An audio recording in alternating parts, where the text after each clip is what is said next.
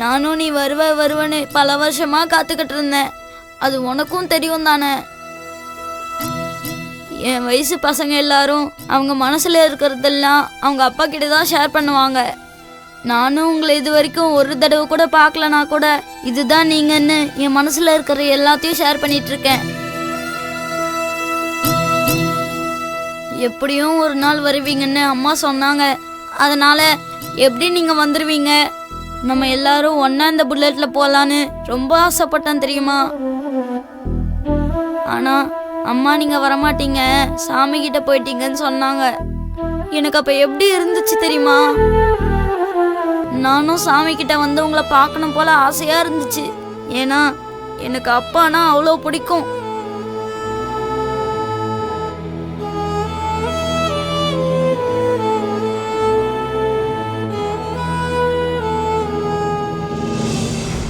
ஆனா நீ என்னை ஏமாத்திட்ட. ஆனா எனக்கு அப்பா வேணும்ல. எனக்கு வாசு அங்கிளை ரொம்ப பிடிச்சிருக்குப்பா. அவர் என் பக்கத்துல இருக்கிறப்ப நீ இருக்கிற மாதிரி இருக்கு.